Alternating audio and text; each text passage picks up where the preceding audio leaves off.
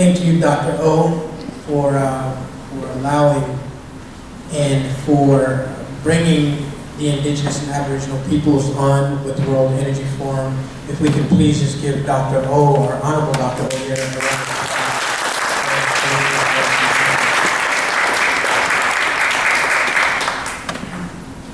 Good afternoon, ladies and gentlemen, excellencies, head of state, Indigenous government, and distinguished guests. This year sees the United Indigenous Peoples and Tribes of the World partnered with the World Energy Forum Conference for 2016 to develop an Aboriginal and Indigenous people session to assist Indigenous nations with a platform providing solutions to accessing energy for all.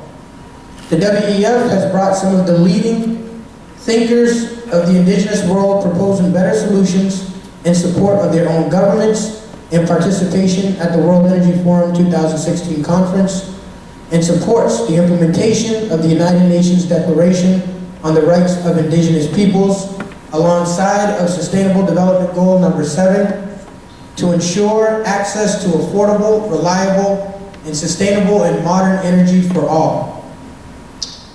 In our own Pine Ridge Reservation here in the United States of South Dakota, home to the Oglala Sioux, 40% live without electricity, a staggering 90% live below the poverty line, and another staggering 80% are unemployed. This is a third world nation living in a sea of the first world. This fact faces the largest and most historic resistance by the Standing Rock to the Dakota Access Pipeline that promises to destroy the single most precious natural resource for Indigenous peoples, and that's our water. As well as the sustainability of their territories and other resources. Without water and resources, where would the lives of the Sioux Indigenous people stand today? Well, we are here witnessed here to development without inclusion or negotiation or even permission. The UN Declaration on the Rights of Indigenous Peoples in Article 3 states that Indigenous peoples have the right to self-determination.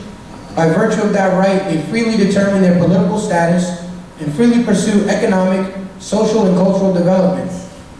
Article 4 states that the Indigenous peoples, in exercising their right to self-determination, have the right to autonomy or self-government in matters pertaining to their internal and local affairs, as well as ways and means for financing their autonomous functions. Lastly, in the Article 10 of the UNDRIP, it states that Indigenous people shall not be forcibly removed from their lands and territories. No relocation shall take place without free, prior, or informed consent of the Indigenous peoples concerned, and after agreement on just and fair compensation, where possible, with the option of return. The UNDRIP not only recognizes, but it even mandates Indigenous decision-making institutions to participate in and decide all issues affecting them, inclusive of energy resources.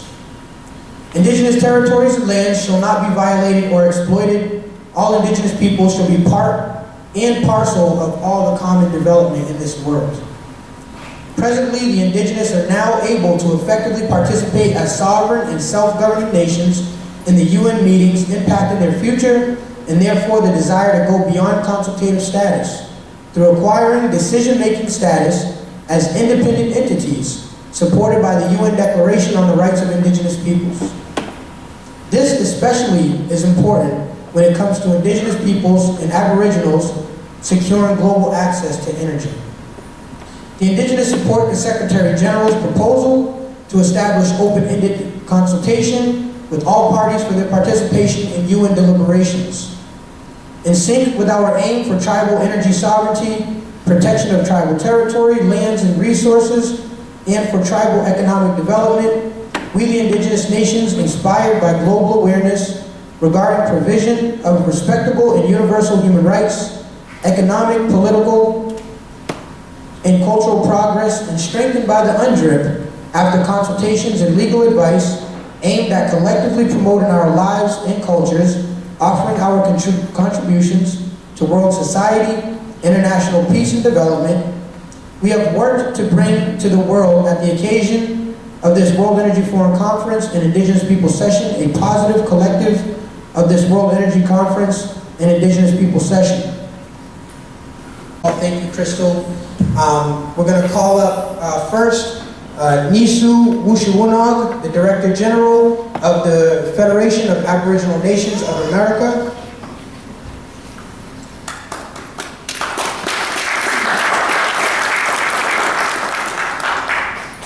Next we have up Pam Bailey, Management Consultant for Aboriginal and Indigenous Peoples.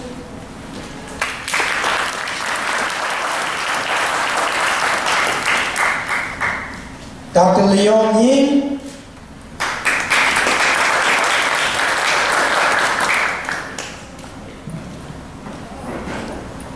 His Royal Highness James Burmo.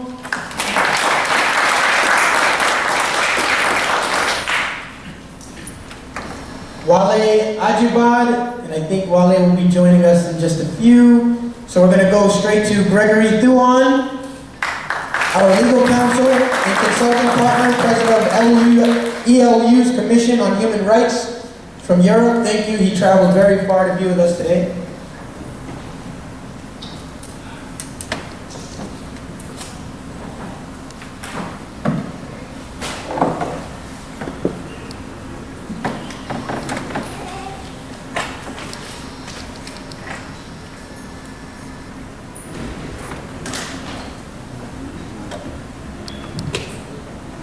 We also have Washaka from he's a renewable energy specialist from FANA as well, Federation of Aboriginal Nations of America.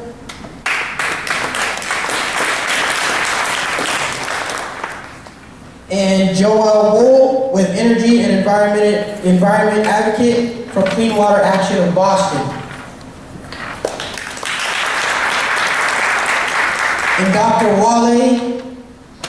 Wale Idris Ajibad, NGO Director in Consultative Status with the United Nations of African Views.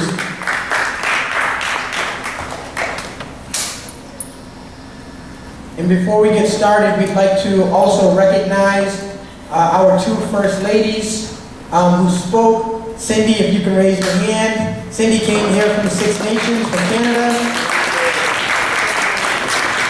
And also, Crystal Johnson was also one of our First Ladies as well. Thank you.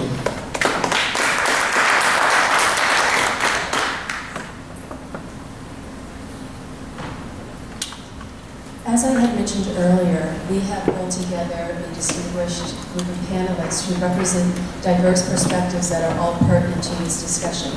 At this time, particularly in regards to Session 1, Indigenous Rights, Recommendations, and Viable Solutions, I'm going to invite each panelist, we'll go in order, to introduce themselves, to share their expertise in the area of focus, but then also to conclude with the specific recommendations and solutions. As I stated earlier, providing context and the insight and expertise is needed for helping everybody understand the relevance, but moving into the solutions will be the key part, particularly for the outcome statement.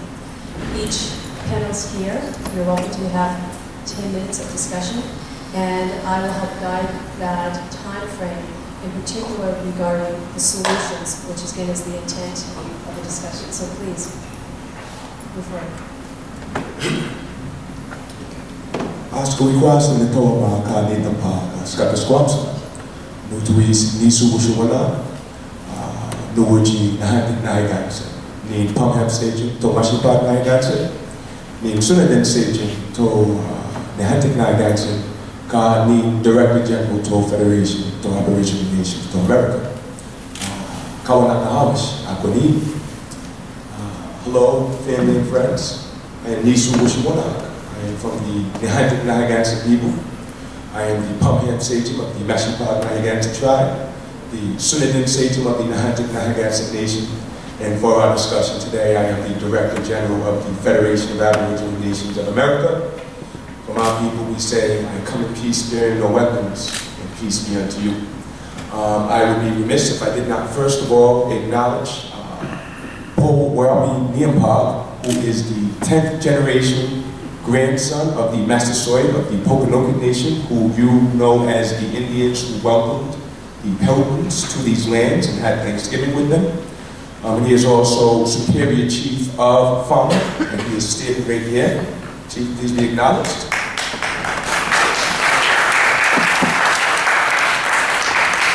To his right, we do have Nikat Amamsukwa, who is Principal Chief of the Amamsukwa Kistiak clan of the Tsinikamoko Nation, which is more contemporarily referred to as the Powhatan Nation. And he is also Chief Development Officer for the Federation. Nikat, please be acknowledged. And of course, joining us on the panel is Rashaka, who is the Principal Sachem of the Croatan Nation, more contemporarily referred to as the Lumbee Nation. I also want to thank Wampatuck for the opportunity to be here. I've had an opportunity to know him for a number of years and be involved with some of the work he's been doing for Aboriginal peoples, especially from the northeastern New England area. A lot of times we get lost in the conversation about Indian affairs, so I really want to acknowledge and commend him on the fantastic work that he's doing. I think it's very appropriate, being that we were the people in first contact with people who were going to organize these. So thank you very much, friend. I want to speak specifically about the initiatives that Fauna has been involved in, because I think that we're on the right track to actually giving Aboriginal people, and we use that term in particular, Aboriginal, the real power to be what they call self-sufficient and sovereign. That's a conversation that's often had, but when we look at stuff that's even going on with the Dakota Access Pipeline right now, we can see that that sovereignty, quote unquote, seems to have some limits. So the first thing that Fauna has done is recognize the exact terminology we're using and how it affects us from a legal perspective. So for example, we have this term that's been very, very popularized, the Native American. If you speak to most Aboriginal people from the states, they refer to themselves as Native Americans. However, when you actually look at what the legal definition of what that word means, it has nothing to do with being Aboriginal. A native is not an Indian, a native is just a natural-born citizen. So when you refer to yourself as a Native American, you've taken all of your Aboriginality away. All of the treaties were written with Indians, not Native Americans. So when you come into court as a Native American, talking about treaty rights, you have no treaty rights as a Native American. We at Fauna refer to ourselves as American Aborigine. And an Aborigine is an Indian. An Indian is an Aborigine of North America or South America. But we don't even want to get into that term Indian, because we know that there's a lot of issues that come along with that. So we just prefer to refer to ourselves and be referred to as American Aborigine, because legally it explains everything you need to know about who we are, the original people of these lands called America. Once we understood that and understood our proper standing and classification, we then started to move in a manner to actually empower ourselves from a nation's perspective. There's this term or this process that has gone around, and it's a very negative process, and we in Fauna totally renounce it, want nothing to do with it, this term called federal recognition. Because we find it, to be quite frank, quite insulting that a nation that we acknowledged and helped to get established here would somehow have the power or authority to recognize us for being who we are. We recognize ourselves. So what we've done, rather than pursuing any sort of federal recognition relationship with the US government, is we've established ourselves through private foreign American Aborigine Tribal Trust, according to the Hague Trust Treaty Convention, which is recognized by the US. And now that we're moving in that fashion, we're able to have conversation with the US on a nation-to-nation level. Not subordinate, not dependent, not asking them for permission, not being told, go live in that little corner of the lands that are yours that we call a reservation, but freely able to move on our land as our ancestors have done since time immemorial. And it's been quite a fantastic ride. What we've actually found, once we start to move into status, once we start to have these sorts of conversations using this language with the powers that be, is that they understand exactly who we are. They understand exactly what the limits of their jurisdiction is with us, and they also understand what the ramifications of overstepping those boundaries are. So we get now what we all commonly refer to as respect, and proper respect. Beyond just getting respect, we also realize that really what this is all about is commerce, right? Because at the end of the day, if you can't take care of yourself and your nation commercially, then how are you a nation? How are you able to take care of your people? How can we call ourselves chiefs if we're not taking care of our people? So we've actually undergone the process, did the research ourselves, and have gone through the process of issuing tribally chartered businesses that by federal policy. I've seen this foreign entities, not only in the state, but by the IRS as well. I'm sitting with my documentation right back there for the bank account that we opened with Santander Bank as a foreign corporation. So now that we're in that status, we can have conversations with other nations about engaging in commerce with them without the restrictions that are put upon our brothers and sisters who are under that designation of a Native American. Lastly, and I think this is the most important one, and I think this is the real power of fauna, we realize that our real strength comes in the unity that we have. It does no good to be one nation running around trying to fight a whole colonial system. They're bigger, they're stronger, they've got the military might, and the game that they've been trying to play with us is just simply stall us out and ignore us. But what we've done by unifying with each other is done our own research, and as they sit and try to stall and ignore us, we just keep communicating with them that this is the step we just took, what do you think? Well, this is the next step we just took, what do you think? Well, hey, look, we're doing this now. And our strategy is, as long as they want to ignore us, that's fine, but it doesn't stop our progress. It doesn't stop us from moving forward. It doesn't stop us from building for our people. And some point in the future, hopefully, creator willing, they'll come to their senses and they'll start to understand that perhaps the best thing to do instead of trying to ignore us is to start to build with us and work with us, because we are, in our opinion, really what this world needs. The concepts that the world is trying to get back to right now are concepts that have been with Aboriginal peoples from the very beginning. Washaka brought this up yesterday, we don't believe that we pass the world on to our children, we believe that we borrow it from them. Dr. Leon, please. Thank you very much.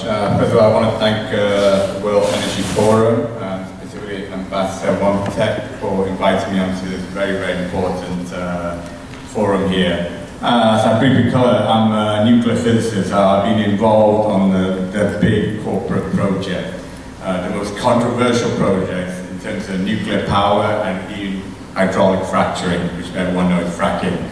So you could say I come from the dark side. So I've seen what big, huge energy project does. Now I'm not going to be a hypocrite and just say that it's all evil and we just kill it off and go back to burning fossil fuel or whatever it is. So, but it does have its problem.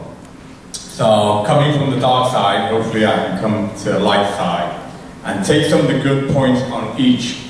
So we cannot be relying on big projects. Like I said to you, it has its advantages, low cost, etc., etc. But as a lot of the panelists said, as an ambassador, this has to be a grassroots solution. We have to find more viable, sustainable, less polluting solution. So now that I'm coming into light, I'm going to borrow your computer and show you technological solutions that I believe can be done on a village scale. So this is the organization that I'm part of, founder along with Wally, is called Our Collective. What is it called, Collective? Well, it's very simple. The solution has to come from everything. We all have to be an integrated solution. So it's hard to read, but we have to provide for our humanity.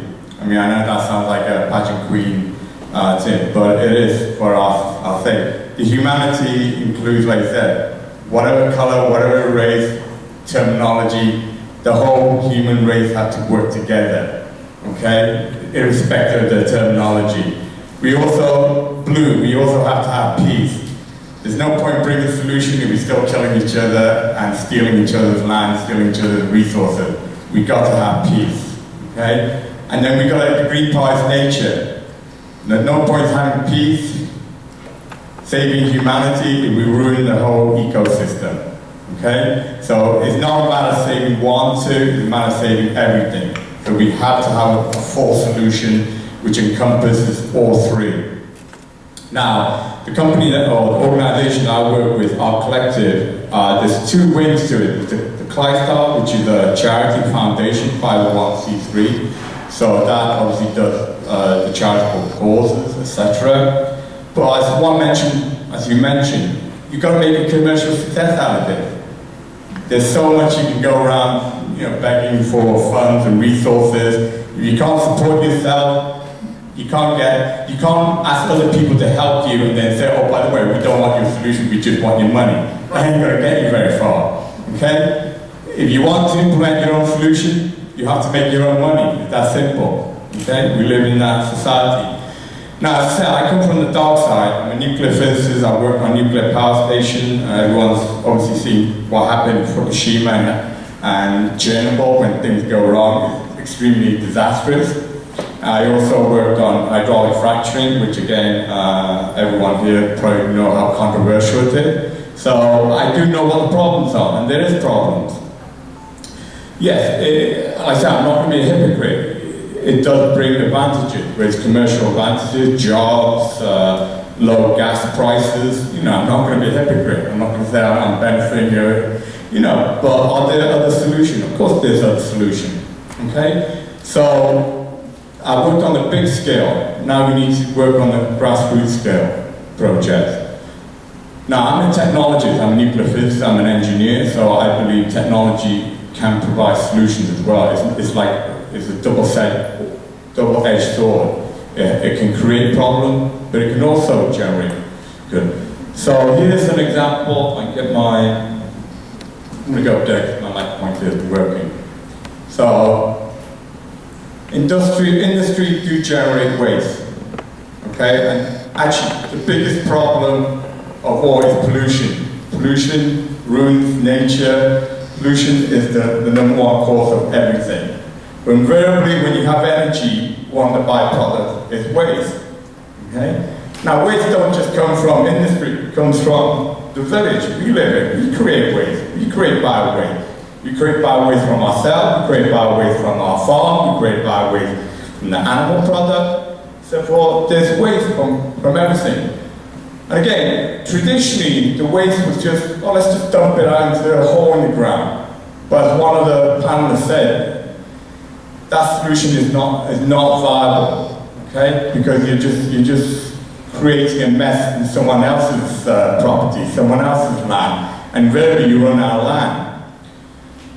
So, all right, so if you can't just throw the waste over into the sea or into the ground, what can you do? But the strange thing is, invariably, there's a lot of actually goodness, believe it or not, in waste. Most of the waste are either bio-waste, hydrocarbon waste, even the chemical waste.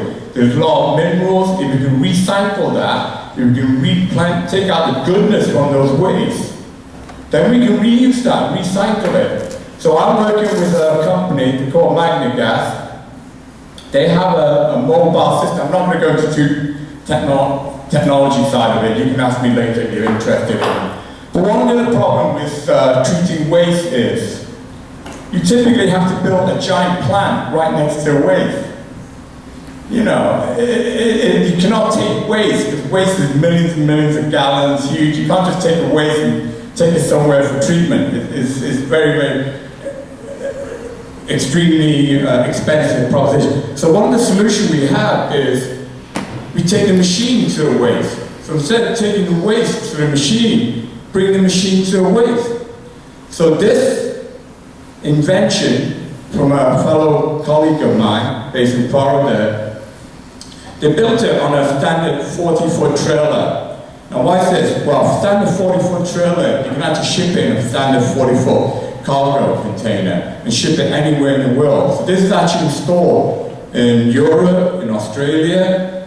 So whenever there's contamination created by industry or by human, you can actually take this machine to the waste. Okay, so it makes it very, very cost effective. Now from this waste, this machine, again, I'm not going to go into too much technology-wise of it, out come clean fuel. Fuel that you can use. Okay? Now, when you break the waste down, invariably there's two components. There's typically what's known as ash, the leftover, like you burn a log, you get ash. The ash has a much smaller volume.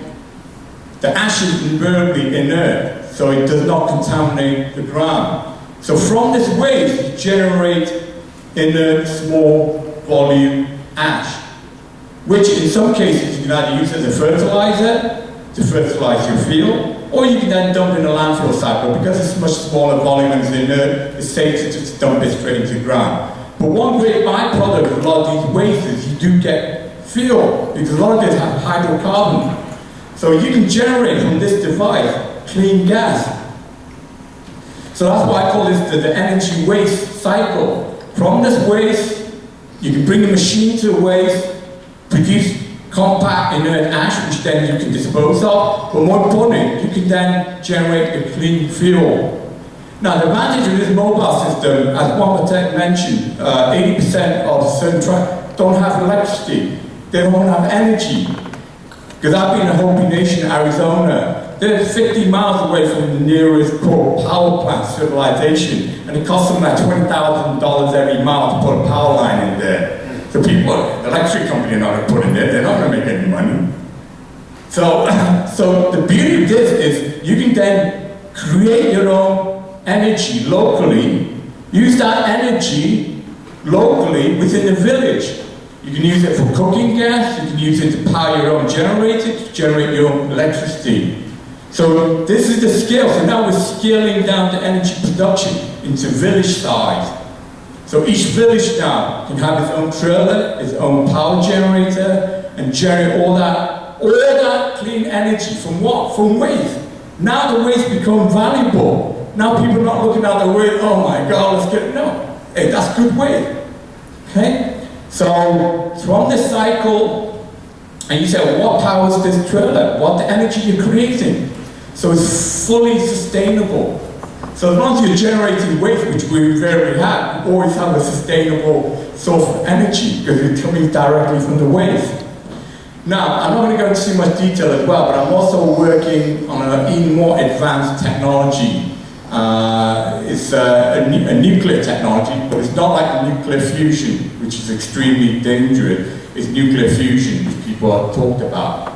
So the group that I'm working on, again, are working on small mobile unit. Therefore, we're not trying to build a $5 billion humongous plant that no one can afford other than government and big corporations. Again, our technology is benchtop. Our technology is where villagers can use them in their own localized situation. So now what we do is not only bring a machine to a village, but we can bring in technology. Like I said, I've been to Hopi Nation. One of the things they lack is jobs, employment. You know, they don't have the opportunity. The whole world is barred from them.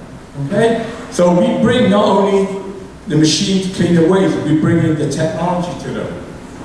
We bring that, we can teach them through education, we can create their own job internally. So instead of them leaving the village to find a job, you create the job here, and then you bring in the other people into your village. Okay, so this is a solution that I believe is where we can go from the village, from the grassroots, and take advantage of that waste solution.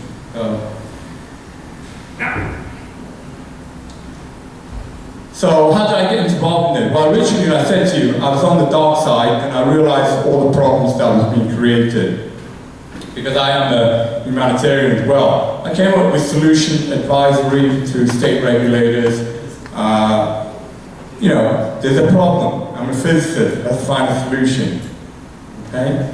So from this contamination, in the early days, part of the philosophy of the industry was see no evil, hear no evil, speak no evil. Okay? Now, again, I'm playing the devil's advocate. Technology has caught up where we can provide a solution for them so they can see the evil, hear the evil, and then speak the evil. And once you can speak it, you can then come up with collaborative project. And it has to be a collaborative project, like you just mentioned, you know? It cannot be one speaking to another, I'm superior to you, shut up, here's my, okay? It has to be a joint venture. It has to be amongst equal, okay? So obviously I like to feel that I can provide, with my technological background and expertise, both to state regulators, to give them viable solutions to monitor the industry. These are the exact solutions that we need, is to come in and say, okay, if there is something that wants to be done, that you want to do, there's going to be waste, there's going to be a problem. So we are trying to bring something valuable to the table to help make this mutually beneficial. We have to constantly frame, reframe. That's what we're doing. And this is an extremely valuable part of what we're trying to do, is bring something of added value to the table. And I think that is amazing. Thank you. Let's give Dr. Leon one more round of applause. Thank you so